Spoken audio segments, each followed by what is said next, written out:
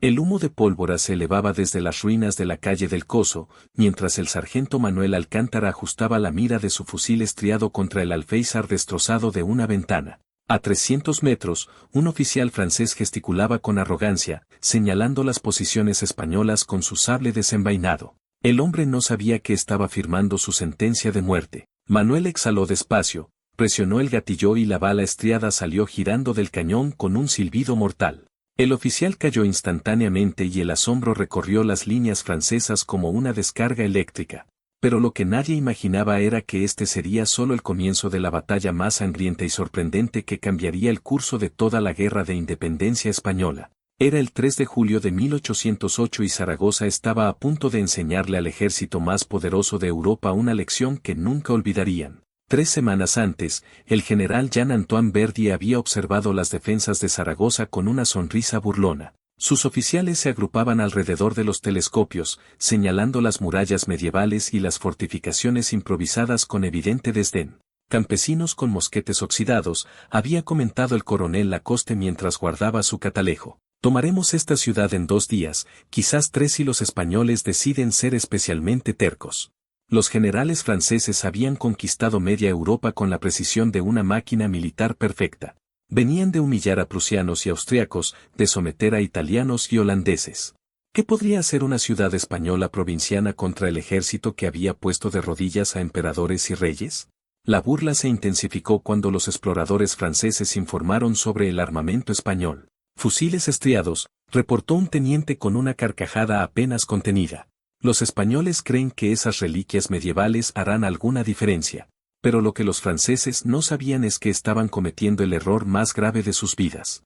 El estriado del cañón era una tecnología que tallaba surcos helicoidales en el interior del tubo, haciendo que la bala girara y aumentara dramáticamente su precisión y alcance. Era un proceso caro, lento de fabricar, y los mosquetes lisos franceses podían disparar más rápido. La doctrina militar francesa privilegiaba el volumen de fuego sobre la precisión, las cargas masivas de infantería sobre el tiro selectivo. Los generales consideraban los fusiles estriados como curiosidades pintorescas, armas para cazadores y tiradores aislados, no para la guerra moderna de formaciones cerradas y bayonetas caladas. Era una subestimación que les costaría miles de vidas.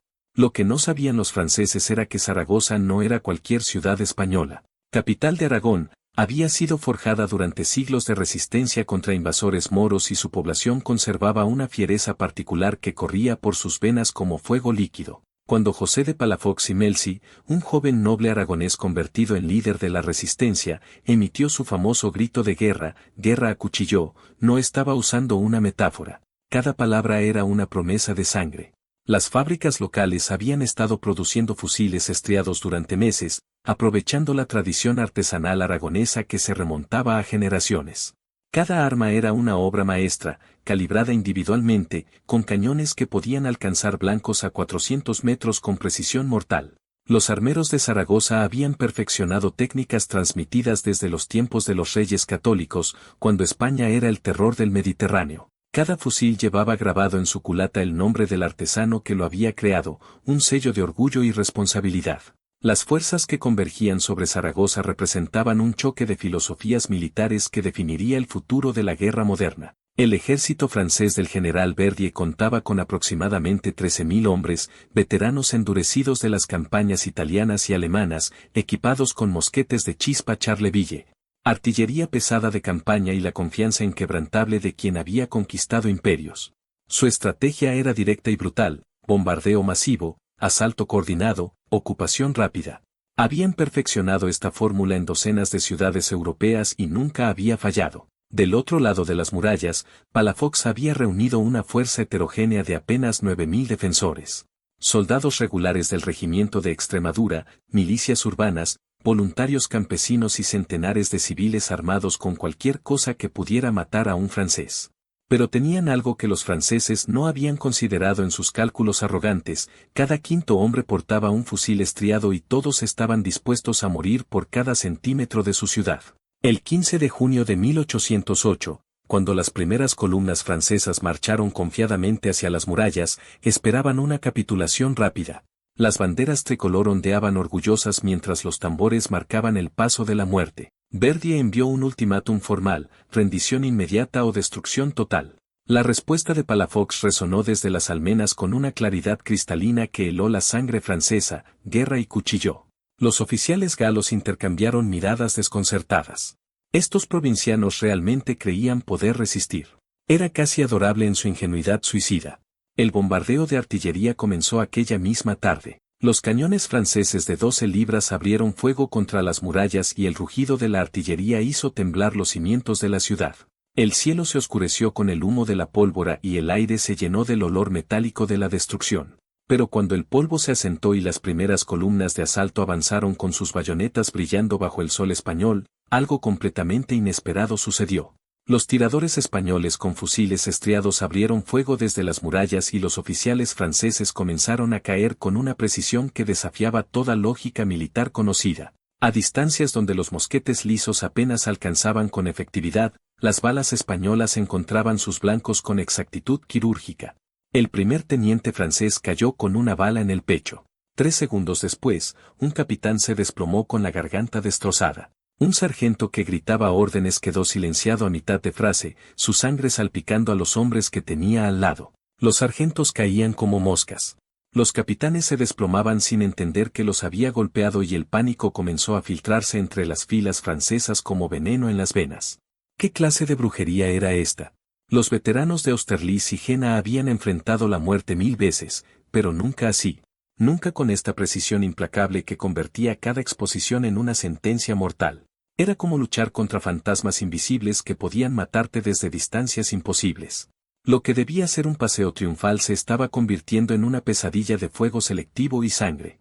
Y esto era apenas el comienzo del sitio más sangriento de toda la guerra. La planificación defensiva de Palafox había comenzado semanas antes del primer disparo francés. El joven general de 33 años sabía que no podía ganar una batalla convencional contra el ejército napoleónico. La matemática era simple y brutal, menos hombres, menos cañones, menos recursos significaban derrota segura. Pero Zaragoza no sería una batalla convencional. Reunió a sus oficiales en el Palacio Arzobispal la noche del 24 de mayo, desplegando mapas detallados de cada calle, cada plaza, cada convento de la ciudad. Convertiremos cada casa en un fortín, declaró señalando los puntos estratégicos con dedos que no temblaban. Los franceses pueden tener más cañones, pero nosotros conocemos cada piedra de esta ciudad, cada callejón, cada tejado, cada sótano donde un hombre puede esconderse y matar. Santiago Sasiflores, un brillante oficial de artillería con mente de ingeniero, propuso una estrategia audaz que cambiaría todo: distribuir los fusiles estriados entre tiradores selectos, entrenados específicamente para eliminar oficiales y artilleros enemigos. No se trataba de detener el avance francés con volumen de fuego, sino de decapitar su cadena de mando con precisión quirúrgica. Sin oficiales, los soldados franceses serían como un cuerpo sin cabeza, fuerte pero sin dirección. Los preparativos transformaron Zaragoza en un laberinto mortal diseñado para sangrar al enemigo en cada esquina. Las calles anchas fueron bloqueadas con barricadas de piedra y tierra pisonada, tan gruesas que los cañones franceses tardarían horas en abrirse paso. Los edificios de esquina se convirtieron en nidos de francotiradores con posiciones de tiro cuidadosamente calculadas para crear campos de fuego cruzados. Un francés que escapara de una ventana caería bajo el fuego de otra. No habría lugar seguro en las calles de Zaragoza. En los conventos y monasterios, los monjes trabajaban junto a los soldados reforzando muros y almacenando municiones. El convento de Santa Engracia se transformó en un bastión fortificado, sus muros de 3 metros de grosor capaces de resistir bombardeos que convertirían edificios normales en polvo. Las mujeres de Zaragoza, negándose a ser meras espectadoras mientras sus hombres morían, organizaron brigadas de suministro y hospitales de campaña. Entre ellas destacaba una joven llamada Agustina Raimunda María Zaragoza Domenech, quien pronto se convertiría en leyenda viviente como Agustina de Aragón. Nadie imaginaba entonces que esta mujer de 24 años, que había pasado su vida sirviendo cerveza en una taberna, cambiaría el curso de batallas enteras y se convertiría en el símbolo de la resistencia española. El estado de las tropas españolas reflejaba una mezcla peligrosa de determinación absoluta y desesperación creciente. Los soldados regulares del regimiento de Extremadura eran profesionales competentes, veteranos de pequeñas escaramuzas fronterizas, pero la mayoría nunca había enfrentado al Grande Armée en combate abierto. Los voluntarios llegaban diariamente de los pueblos circundantes trayendo sus propias armas, escopetas de caza, pistolas antiguas que habían pertenecido a sus abuelos, cuchillos de cocina afilados hasta brillar como espejos. Algunos llegaban con nada más que horcas y la determinación de morir matando. Manuel Alcántara, un antiguo cazador de los Pirineos convertido en sargento, dirigía el entrenamiento de los tiradores electos. Había pasado 20 años rastreando ciervos y jabalíes en las montañas, donde un solo disparo debía contar porque no habría segundo intento. Ahora enseñaba esas habilidades a hombres que nunca habían disparado más allá de 50 metros. El fusil estriado no perdona errores, explicaba mientras ajustaba la postura de un campesino nervioso cuyas manos temblaban, pero tampoco perdona a quien esté en tu mira. Respira, apunta, dispara. Cada bala es una vida francesa. No las desperdicies. Las municiones presentaban un desafío constante que mantenía a los armeros trabajando hasta el colapso. Cada bala para fusil estriado debía ser fundida con precisión milimétrica para ajustarse perfectamente a los surcos del cañón.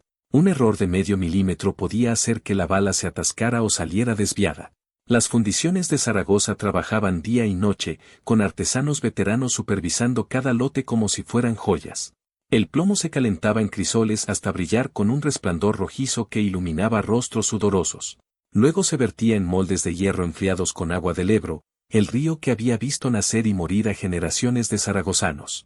Cada bala era inspeccionada individualmente bajo luz de vela. Una sola imperfección, una burbuja de aire, una superficie irregular, podría atascar el arma en el momento crítico y condenar a muerte al tirador. Pedro Villacampa, un armero de tercera generación cuyos dedos tenían cicatrices de décadas de trabajo con metal caliente, explicaba a los soldados cómo limpiar los surcos del cañón después de cada disparo. La pólvora deja residuos, advertía con severidad que no admitía discusión. Dispara 10 veces sin limpiar y tu arma será tan útil como un palo. Menos útil, de hecho, porque al menos un palo no explota en tus manos. Los soldados aprendieron a llevar varillas de limpieza y trapos aceitados como si fueran reliquias sagradas. Sus vidas dependían literalmente de esos pedazos de tela y metal. El primer contacto real con el enemigo llegó el 15 de junio a las 4 de la tarde, cuando el sol empezaba a inclinarse hacia el horizonte.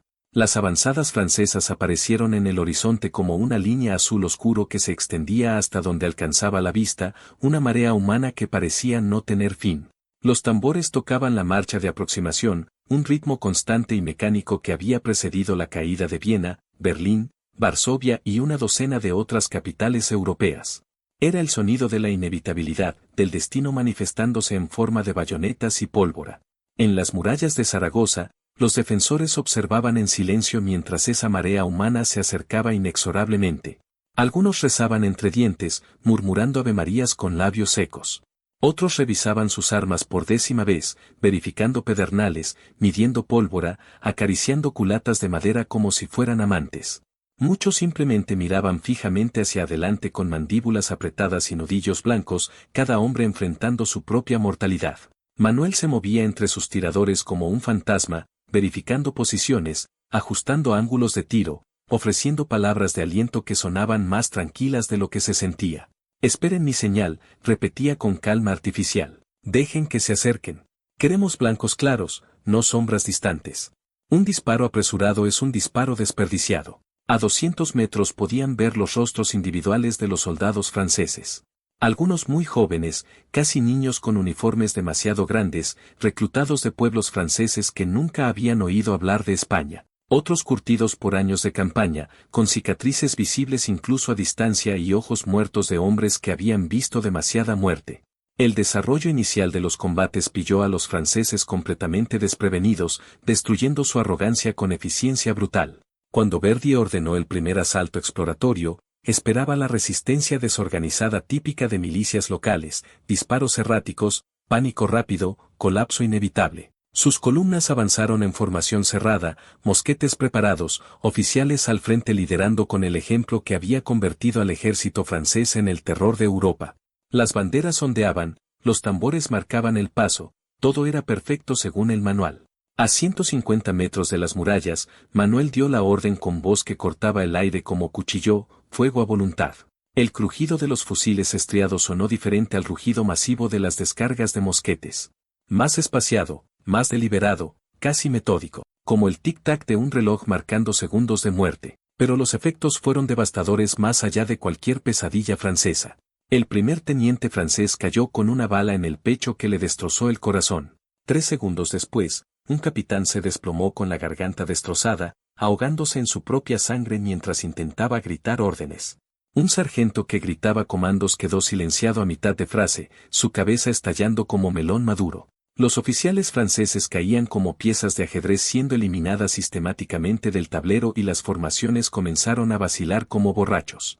Sin sus líderes, sin las voces autoritarias que habían guiado sus pasos desde Italia hasta España, los soldados no sabían qué hacer. La confusión en las filas francesas se transformó rápidamente en pánico crudo y primitivo. Los soldados rasos miraban alrededor buscando órdenes que no llegaban porque sus superiores yacían muertos o agonizando en el polvo español. Algunos intentaron devolver el fuego, descargando sus mosquetes con furia desesperada, pero sus armas apenas alcanzaban las murallas con efectividad.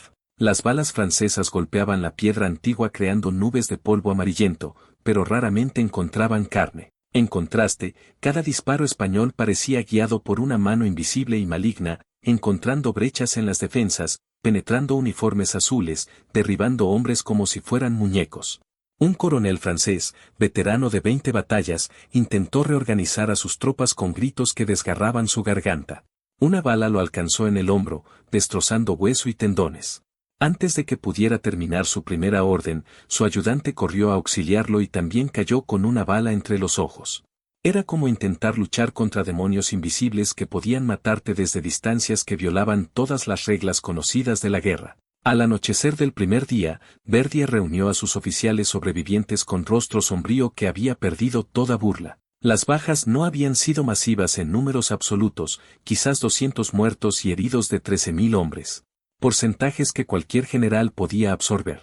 Pero la composición era alarmante como campana de funeral, una proporción desproporcionada de oficiales y suboficiales. El sistema nervioso del ejército estaba siendo cortado metódicamente. ¿Cómo están haciendo esto?, preguntó el general mirando los reportes con manos que temblaban ligeramente. Sus tiradores eliminan a nuestros líderes con precisión imposible. Es como si pudieran ver el futuro. Un mayor que había observado los combates con telescopio desde posición segura ofreció una explicación inquietante que nadie quería escuchar. Sus armas, mon general, tienen un alcance y precisión que nuestros mosquetes no pueden igualar. No son reliquias.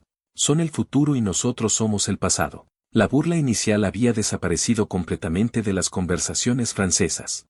Ahora hablaban en tonos bajos y preocupados sobre los diablos españoles con sus fusiles malditos que nunca fallaban. Pero Verdier era un soldado del imperio y la palabra derrota no existía en su vocabulario. Napoleón no aceptaba excusas, solo resultados. Ordenó traer más artillería pesada de los depósitos de campaña. Si no podían tomar Zaragoza con infantería, la aplastarían con cañones hasta que no quedara piedra sobre piedra.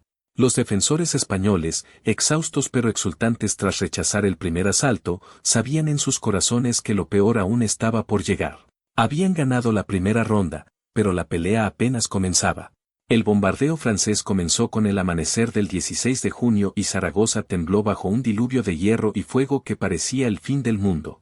20 cañones de asedio de 24 libras abrieron fuego simultáneamente, sus proyectiles de 50 kilogramos atravesando el aire con silbidos que helaban el alma hasta los huesos. Las primeras bolas de cañón impactaron contra la Puerta del Carmen, destrozando la madera antigua de siglos y pulverizando la mampostería circundante como si fuera arena. El polvo de piedra se elevaba en nubes amarillentas que oscurecían el sol naciente, convirtiendo el día en crepúsculo artificial. Los artilleros franceses trabajaban con precisión mecánica perfeccionada en 100 batallas. Limpiar el cañón con el sacatrapos, cargar la pólvora con medidas exactas, introducir el proyectil de hierro, compactar con fuerza, apuntar calculando distancia y viento, disparar y sentir el retroceso brutal. Cada pieza podía mantener una cadencia de 2 disparos por minuto, convirtiendo sectores enteros de la muralla en cascadas de escombros que se desmoronaban como castillos de arena. Verdier observaba desde su puesto de mando con satisfacción que volvía a su rostro. Esta era la guerra que conocía, la guerra que siempre ganaba. Superioridad de fuego, destrucción sistemática, rendición inevitable. Los manuales militares nunca fallaban. Pero los defensores españoles no habían leído esos manuales, o si lo habían hecho, habían decidido escribir su propia versión con sangre. Mientras los cañones franceses destrozaban fortificaciones de piedra, los tiradores con fusiles estriados se enfocaban en un objetivo singular que desafiaba la lógica, los artilleros enemigos. Era audaz hasta la locura, intentar matar a los hombres que manejaban los cañones desde cientos de metros de distancia. Manuel había posicionado a sus mejores hombres en torres y campanarios que ofrecían vistas claras de las baterías francesas. Pedro Villacampa se había instalado en el campanario del Pilar a 30 metros de altura con una vista panorámica del campo de batalla que se extendía como mapa viviente. Desde allí podía observar cada batería francesa con claridad cristalina. Identificó al artillero jefe de una batería particularmente efectiva, un sargento veterano que coordinaba el fuego con gestos precisos de manos curtidas. Pedro ajustó su fusil estriado, calculando la distancia con años de experiencia. El viento soplaba del oeste, empujando ligeramente. La curvatura de la trayectoria. A 350 metros era un disparo extremadamente difícil, casi imposible, pero no imposible. Exhaló completamente, vaciando sus pulmones hasta sentir el vacío. Presionó el gatillo con suavidad infinita y observó a través del humo como el sargento francés se derrumbaba con un agujero en el pecho. La batería entera se detuvo confundida durante preciosos minutos. Sin su líder, los artilleros eran como músicos sin director, capaces individualmente pero perdidos colectivamente. La intensificación de los combates trajo consigo tácticas cada vez más desesperadas de ambos lados. Los franceses intentaron asaltos nocturnos, esperando que la oscuridad neutralizara la ventaja mortal de los fusiles estriados. La noche del 20 de junio, bajo un cielo sin luna que convertía el mundo en sombras, columnas de infantería avanzaron en silencio absoluto con bayonetas caladas que brillaban tenuemente con luz de estrellas. Llegaron a 50 metros de las murallas antes de ser detectados, sus botas envueltas en trapos para amortiguar el sonido. Parecía que finalmente habían encontrado la manera de vencer a los fusiles malditos. Pero los españoles habían preparado sorpresas que esperaban en la oscuridad como serpientes. Barriles de pólvora enterrados como minas terrestres detonaron con explosiones que iluminaron la noche como relámpagos del infierno. Aceite hirviendo se vertió desde las almenas, cayendo sobre hombres que gritaban con voces que ningún ser humano debería emitir. Y cuando las explosiones iluminaron la noche con luz danzante y fantasmal, los tiradores españoles encontraron sus blancos con precisión que desafiaba la oscuridad misma. El asalto nocturno se convirtió en una masacre que haría temblar incluso a veteranos endurecidos. Los gritos de los heridos franceses resonaban en la oscuridad mientras los supervivientes se retiraban en desorden, arrastrando a sus compañeros o abandonándolos según el pánico dictara. Un teniente galo escribiría más tarde en su diario con tinta que temblaba sobre el papel: no son hombres, son demonios que ven en la oscuridad y nunca fallan. Hemos conquistado imperios, pero no podemos conquistar estas murallas malditas. Las decisiones críticas de Palafox definieron el carácter único de la defensa que asombraba incluso a sus propios oficiales. Contra el consejo de algunos comandantes conservadores que se aferraban a tradiciones obsoletas, autorizó la distribución de armas a civiles, incluidas mujeres. Todo zaragozano que pueda sostener un arma es un soldado, declaró en una reunión del Consejo de Guerra que se extendió hasta el amanecer. No me importa si llevan falda o pantalones. Si pueden disparar, son bienvenidos en estas murallas. Esta decisión democratizó la resistencia y transformó la ciudad entera en una fortaleza viviente donde cada ventana escondía muerte, cada puerta protegía a un defensor. Los niños corrían municiones entre posiciones con velocidad que solo la juventud permitía. Los ancianos cargaban mosquetes con manos artríticas pero expertas. Las mujeres disparaban desde ventanas, recargaban cañones, curaban heridos y enterraban muertos. Agustina de Aragón, quien había estado llevando agua y comida a los defensores con dedicación silenciosa, presenció el momento que la convertiría en leyenda inmortal. Una batería española en la puerta del portillo había sido diezmada por fuego de contrabatería francés. Los artilleros yacían muertos o heridos, sus cuerpos destrozados cubriendo el suelo. Los cañones quedaban silenciosos, sus bocas humeantes apuntando al cielo inútilmente. Los franceses, viendo la oportunidad dorada que habían esperado durante días, lanzaron un asalto inmediato con gritos de victoria prematura. Agustina, una mujer menuda de apenas 1,50 m que pesaba menos que muchos de los proyectiles que volaban sobre su cabeza, dejó caer sus cántaros de agua. El líquido se derramó sobre piedras calientes, evaporándose como sus dudas. Corrió hacia el cañón abandonado con velocidad nacida de la desesperación pura. Antes de que nadie pudiera reaccionar, antes de que su mente consciente pudiera considerar la locura de lo que hacía, Agustina había cargado el cañón con una eficiencia que asombraba a quienes observaban. Había estado observando a los artilleros durante días, memorizando cada movimiento como si fuera una danza. Pólvora en la recámara, proyectil de metralla, compactar, apuntar hacia la columna francesa más cercana que ahora corría confiadamente, apenas 100 metros de distancia. Aplicó la mecha de ignición y el cañón rugió como dragón despertando, retrocediendo violentamente con fuerza que la habría matado si no hubiera estado perfectamente posicionada. La metralla destrozó la vanguardia del asalto francés con efectos que ninguna descripción podría capturar adecuadamente. Soldados que segundos antes corrían confiadamente ahora yacían despedazados o huían despavoridos, tropezando sobre compañeros caídos. Agustina recargó con manos que no temblaban, disparó nuevamente y luego una tercera vez antes de que otros defensores llegaran a ayudarla. 3 disparos, 3 columnas francesas destrozadas, un mito naciendo ante los ojos de una ciudad. Su acto de valor inspiró a toda Zaragoza con poder que las palabras nunca podrían. Palafox la promovió inmediatamente a subteniente de artillería, convirtiéndola en la primera mujer oficial del ejército español. Su imagen, una mujer desafiante junto a un cañón humeante, se reproduciría en grabados que circularían por toda España, inspirando resistencia en cada rincón de la península. Las consecuencias inmediatas de estos primeros días de batalla resonaron mucho más allá de las murallas de Zaragoza. Los mensajeros que escapaban de la ciudad llevaban noticias asombrosas que sonaban casi ficticias. Los invencibles franceses estaban siendo contenidos, incluso rechazados, por una defensa española aparentemente imposible. En Madrid, donde el gobierno colaboracionista de José Bonaparte intentaba desesperadamente establecer legitimidad, las noticias causaron pánico que bordeaba la histeria. Si Zaragoza podía resistir, ¿qué impedía a otras ciudades hacer lo mismo? En París, Napoleón recibía los reportes con incredulidad creciente que se transformaba en furia. ¿Cómo podía una ciudad provinciana resistir lo que Viena no pudo? ¿Qué magia oscura poseían estos españoles? Los fusiles estriados españoles estaban reescribiendo las tácticas militares en tiempo real, demostrando verdades que generaciones de generales habían ignorado, que la precisión podía vencer al volumen de fuego, que la determinación y la tecnología adecuada podían nivelar campos de batalla aparentemente desequilibrados. El momento crucial llegó a mediados de julio cuando Verdier, frustrado por semanas de fracasos humillantes, ordenó un asalto general masivo que apostaría todo. Concentró toda su artillería disponible en un sector de 200 metros de muralla cerca del convento de Santa Engracia. Durante 2 días enteros que parecieron eternidad, los cañones martillaron esa sección hasta reducirla a escombros. El ruido era ensordecedor, constante, convirtiendo pensamiento coherente en imposibilidad. El polvo nunca se asentaba completamente antes de que nuevas explosiones lo levantaran otra vez.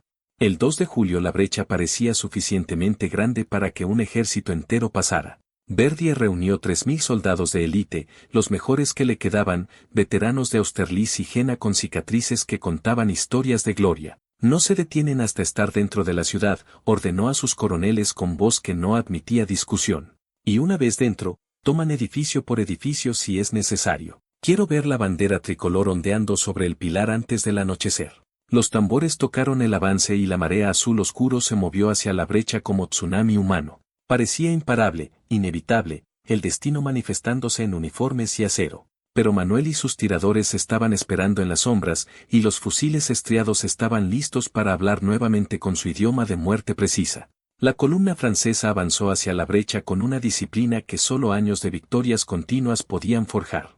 3.000 veteranos marchaban hombro con hombro, sus uniformes azules manchados de polvo pero sus formaciones impecables como si estuvieran en desfile. Los granaderos de la Guardia Imperial iban al frente, los hombres más altos y feroces del ejército napoleónico, seleccionados tanto por estatura como por ferocidad. Sus distintivos gorros de piel de oso los hacían parecer aún más gigantescos y sus bigotes encerados les daban aspecto de demonios de guerra. Detrás venían los voltigeurs, infantería ligera entrenada específicamente para combate urbano, hombres ágiles que sabían moverse entre edificios y callejones. La música marcial de las bandas militares competía con el tronar de los tambores que marcaban el paso de la muerte. Desde la distancia parecía una fuerza irresistible, una marea que ahogaría cualquier resistencia por pura masa y momentum. Los oficiales franceses sonreían con confianza renovada.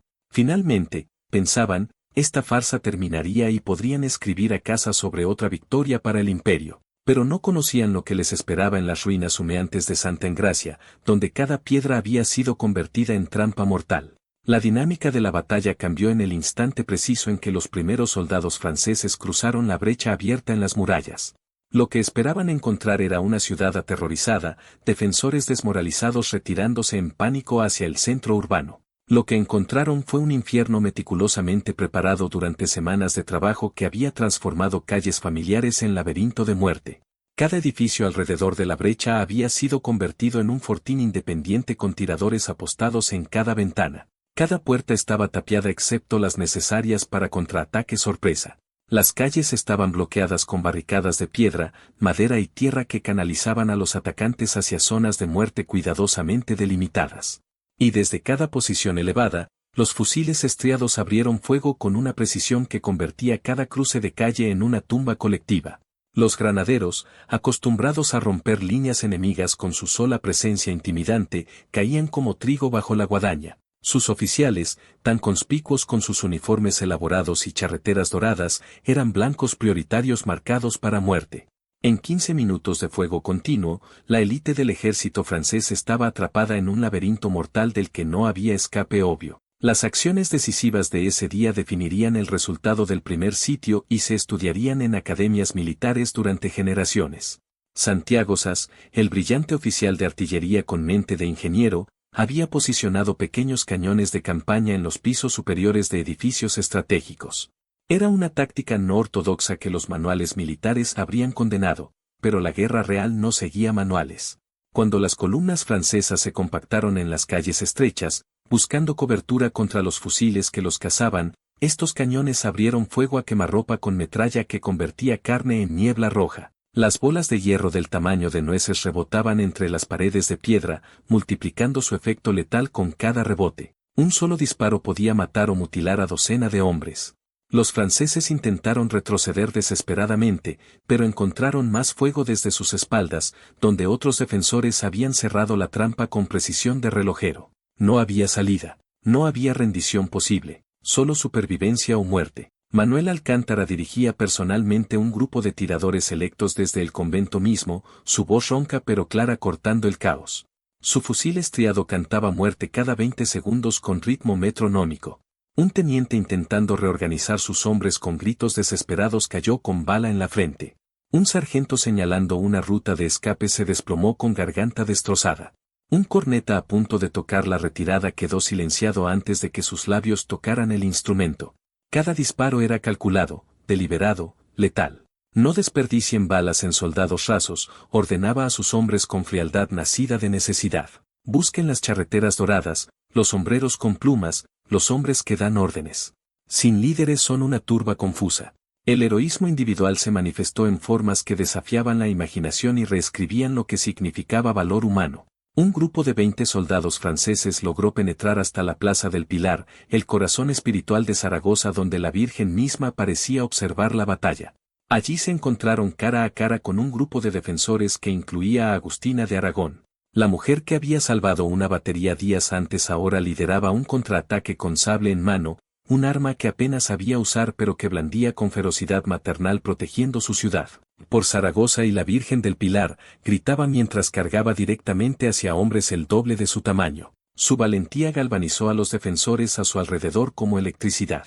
Los franceses, exhaustos y desmoralizados por días de combate infructuoso, se rindieron ante la imposibilidad de continuar. Era la primera vez en toda la campaña que soldados imperiales se rendían a milicias. Pero el acto más extraordinario de todo el sitio ocurrió en las ruinas de una casa cerca de la brecha, donde un sacerdote anciano llamado Padre Basilio continuaba disparando su fusil estriado incluso después de ser herido gravemente 3 veces. Cuando los soldados franceses finalmente lo alcanzaron, esperando encontrar un demonio o monstruo, encontraron a un hombre de 70 años con 3 heridas de bala que sangraban profusamente. A su alrededor yacían 8 soldados franceses muertos, cada uno con un disparo preciso. Lo respetaron tanto, este anciano que se negaba a morir, que lo llevaron a un hospital francés donde los cirujanos lucharon por salvar su vida como si fuera uno de los suyos. El sacrificio permeaba cada rincón de la batalla como humo espeso. Las brigadas de mujeres que habían sido organizadas para suministros ahora corrían bajo fuego enemigo denso, llevando municiones a posiciones críticas con cestas que pesaban casi tanto como ellas. Algunas nunca llegaron, cortadas por metralla o fuego de mosquete, cayendo en calles que habían caminado toda su vida. Pero otras completaban su misión y regresaban por más, una y otra vez hasta que sus piernas no podían sostenerlas. Los muchachos que servían como mensajeros cruzaban calles barridas por balas para llevar órdenes entre comandantes aislados. Uno de ellos, un chico de 12 años llamado Juanito con rostro todavía infantil, completó 7 viajes antes de ser herido en la pierna por esquirla de metralla. Cuando los médicos intentaron tratarlo en hospital improvisado, luchó contra ellos para volver a la acción. Mis piernas aún funcionan, insistía entre lágrimas de dolor y frustración mientras sangre empapaba vendajes. Puedo correr más. Déjenme correr más. La determinación no era solo militar, era existencial, arraigada en lo más profundo del alma española. Los zaragozanos no luchaban por tácticas abstractas o estrategia de tablero. Luchaban por el derecho fundamental a existir como pueblo libre, a no arrodillarse ante ningún emperador extranjero. Las consecuencias inmediatas del asalto fallido fueron devastadoras para los franceses de maneras que iban mucho más allá de números en reportes. De los 3.000 hombres que entraron confiadamente en la brecha, menos de 1.800 regresaron ilesos. Más de 1.000 habían caído muertos, heridos o capturados en apenas 6 horas de combate urbano infernal. Pero las bajas no eran solo numéricas, sino profundamente morales, atacando la confianza que era el verdadero arma del Grande Armée. Los veteranos de Austerlitz, hombres que habían visto y sobrevivido los infiernos más terribles de la guerra napoleónica, estaban visiblemente sacudidos. Sus rostros mostraban algo que pocas veces se veía en soldados franceses experimentados, duda pura y miedo que no podían esconder. Un capitán fue escuchado murmurando mientras curaban su herida de bayoneta: no son humanos. No pueden ser humanos. Ven a través de paredes, disparan a través de humo, nunca fallan. No pueden ser vencidos. Los oficiales intentaban mantener la disciplina con gritos y amenazas, pero el miedo a los fusiles estriados se había instalado profundamente en el ejército, como enfermedad que no tenía cura. Los soldados comenzaban a usar el término los rifles del diablo cuando hablaban de las armas españolas. Pedían armaduras improvisadas, escudos extra de madera o metal, cualquier cosa que pudiera protegerlos de esas balas que parecían encontrarlos sin importar dónde se escondieran o cómo se protegieran. Verdier se enfrentaba a una crisis de mando que amenazaba destruir su carrera y quizá su vida. Había perdido casi un tercio de su fuerza de élite en un solo día desastroso y la moral de sus tropas restantes se desmoronaba como muralla bajo cañoneo. Peor aún, las noticias del desastre se estaban extendiendo por toda España como fuego en pradera seca. Cada derrota francesa inspiraba nuevas rebeliones en otras provincias que habían estado esperando señal de que la resistencia era posible. El general escribió a sus superiores solicitando refuerzos urgentes, pero sus reportes eran recibidos con incredulidad en París. ¿Cómo podía un ejército imperial estar siendo derrotado por milicias urbanas? Era imposible según toda lógica militar conocida. Napoleón, leyendo los despachos en su despacho imperial, ordenó que se enviaran más tropas inmediatamente, pero también una investigación sobre la competencia de Verdier. El emperador no toleraba fracasos, especialmente fracasos inexplicables. El orgullo del Grande Armée estaba en juego de maneras que trascendían una simple ciudad. Si Zaragoza podía resistir, ¿qué mensaje enviaba eso al resto de Europa que observaba con atención renovada? Austria y Prusia, apenas sometidas y resentidas, podrían rebelarse nuevamente si veían debilidad francesa. La obstinada ciudad española se había convertido en un símbolo mucho mayor que su importancia militar estratégica. Dentro de Zaragoza, la victoria del día traía alivio temporero mezclado con la sombría comprensión de lo que vendría inevitablemente. Palafox reunió a sus comandantes en la madrugada del 3 de julio, cuando el cielo apenas comenzaba a aclararse. Las caras alrededor de la mesa mostraban agotamiento profundo que iba más allá de lo físico, pero también una fiereza renovada que brillaba en ojos enrojecidos. Hemos demostrado que podemos sangrarlos, dijo el general observando a cada oficial con mirada que no parpadeaba. Pero ellos volverán con más hombres, más cañones, más furia. El imperio no acepta derrotas. Debemos prepararnos para un asedio largo que probará cada fibra de nuestro ser. Santiago Sas presentó cálculos sombríos sobre municiones que ninguno quería escuchar pero todos necesitaban conocer. Si mantenían el ritmo actual de fuego, sus reservas de pólvora durarían quizás 3 semanas más, 4 si racionaban estrictamente. Los fusiles estriados consumían proyectiles cuidadosamente fabricados que no podían reemplazarse rápidamente. Las fundiciones trabajaban sin parar, artesanos durmiendo en turnos junto a los hornos, pero había límites físicos a cuánto plomo podían procesar diariamente. Manuel Alcántara, sentado al final de la mesa con su fusil estriado apoyado contra la pared como compañero fiel, ofreció una perspectiva desde las trincheras que ningún general podía ver desde su puesto de mando. Los franceses están aprendiendo, observó con voz ronca por el humo y los gritos. Hoy se movían más dispersos, usaban más cobertura, avanzaban en grupos pequeños en lugar de columnas densas. Sus oficiales se quitan las insignias antes de los asaltos para no ser blancos obvios. Nos están estudiando, adaptándose como organismos que evolucionan. Era una observación crucial que cambiaba todo. El ejército napoleónico no había conquistado Europa siendo estúpido o inflexible. La sorpresa inicial de los fusiles estriados estaba desapareciendo como niebla matutina y los franceses comenzarían a desarrollar contramedidas efectivas. Ya habían empezado a usar francotiradores propios, cazadores tiroleses y suizos con rifles de caza que, aunque no tan buenos como los fusiles españoles, podían responder al fuego con cierta efectividad.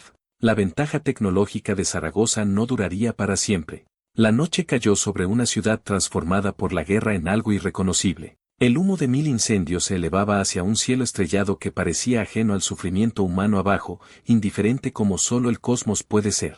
En los hospitales improvisados en iglesias y conventos, los cirujanos trabajaban bajo la luz temblorosa de velas, amputando miembros destrozados más allá de salvación, extrayendo balas incrustadas en hueso, cerrando heridas que muchas veces se infectarían fatalmente.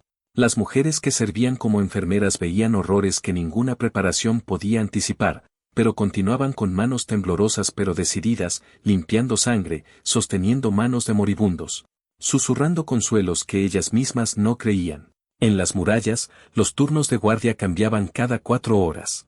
Soldados exhaustos reemplazados por otros apenas menos cansados, todos compartiendo la misma mirada vidriosa de hombres que han visto demasiado. Manuel revisaba las posiciones de sus tiradores personalmente, ofreciendo palabras de aliento que sonaban más convincentes de lo que se sentía, verificando que cada fusil estriado estuviera limpio y listo para cantar muerte nuevamente. Sabía en su corazón que la verdadera prueba aún estaba por venir. Los franceses habían sido sorprendidos, habían sido sangrados, pero no derrotados. Y cuando regresaran lo harían con toda la furia del imperio más poderoso del mundo concentrada en esta ciudad obstinada. El momento más intenso del primer sitio llegó el 4 de agosto de 1808, cuando Verdier lanzó su último y más desesperado asalto, apostando todo en un solo golpe que determinaría su destino. Durante la noche había concentrado toda su artillería restante, cada cañón funcional, en un bombardeo que convertía el cielo nocturno en un infierno naranja de explosiones continuas. Los proyectiles incendiarios iluminaban Zaragoza con un resplandor apocalíptico mientras las llamas devoraban edificios enteros que habían permanecido en pie durante siglos. El calor era tan intenso que los defensores en las murallas cercanas tenían que retroceder o arriesgarse a ser rostizados vivos. Las campanas de las iglesias se derretían produciendo notas distorsionadas y fantasmales que sonaban como lamentos de los condenados. Pero incluso mientras la ciudad ardía como pira gigantesca, los tiradores con fusiles estriados mantenían sus posiciones con terquedad que desafiaba la razón. Pedro Villacampa, su rostro ennegrecido por el hollín hasta parecer máscara africana, continuaba disparando desde el campanario del pilar incluso cuando las vigas de madera debajo crujían amenazadoramente bajo el calor. Me iré cuando el campanario caiga, había dicho a quienes intentaron evacuarlo, y no un segundo antes. Esta es mi ciudad y aquí moriré si es necesario. Al amanecer, cuando el sol salió sobre un paisaje transformado en pesadilla, 8.000 soldados franceses, absolutamente todos los efectivos disponibles de Verdier, avanzaron en un frente de 1 kilómetro completo. Esta vez no había elegancia táctica, no había finez militar. Solo fuerza bruta y desesperación concentrada. El general había recibido un ultimátum de sus superiores, tomar Zaragoza inmediatamente o ser relevado del mando en desgracia absoluta. Las columnas marchaban bajo el humo acre que aún se elevaba de los incendios nocturnos. Los tambores sonaban diferentes ahora, más urgentes, casi frenéticos, como corazones latiendo demasiado rápido. Los soldados franceses cargaban con escalas de asalto, explosivos para volar puertas, arietes para derribar barricadas. Habían estudiado la defensa española durante semanas de fracasos y creían conocer sus puntos débiles. Lo que no anticipaban era que los zaragozanos también habían aprendido y adaptado, y que la desesperación española superaba infinitamente a la francesa. Estos defensores no tenían a dónde retirarse, ningún hogar seguro esperándolos más allá de estas murallas. Zaragoza era el último bastión y la caída significaba no solo derrota militar sino esclavitud bajo el yugo extranjero. Era diferencia absoluta entre luchar por órdenes y luchar por existir. El combate que siguió fue el más sangriento de todo el sitio, superando incluso las peores pesadillas de veteranos que creían haber visto todo. Los franceses lograron establecer cabezas de puente en 3 puntos diferentes de las defensas simultáneamente, una coordinación que finalmente funcionaba. En el sector norte penetraron hasta la calle Alfonso, apenas 200 metros del centro de la ciudad, más profundo de lo que habían llegado nunca. Allí, Agustina de Aragón organizó personalmente una contraofensiva que se convertiría en leyenda viviente cantada en tabernas durante generaciones. Con un sable en una mano y una pistola en la otra, armas que había aprendido a usar en semanas de guerra, lideró a 50 voluntarios en una carga que los manuales militares llamarían suicida. Por España y por la libertad, gritaba mientras corría directamente hacia el fuego enemigo, su voz cortando el caos como campana de batalla. Los franceses, asombrados de ver a una mujer liderando el ataque con ferocidad de leona protegiendo su guarida, vacilaron un instante crucial. Ese instante fue suficiente para cambiar todo. Los españoles cayeron sobre ellos con una furia que no admitía cuartel ni piedad. El combate cuerpo a cuerpo era brutal y primitivo, reduci.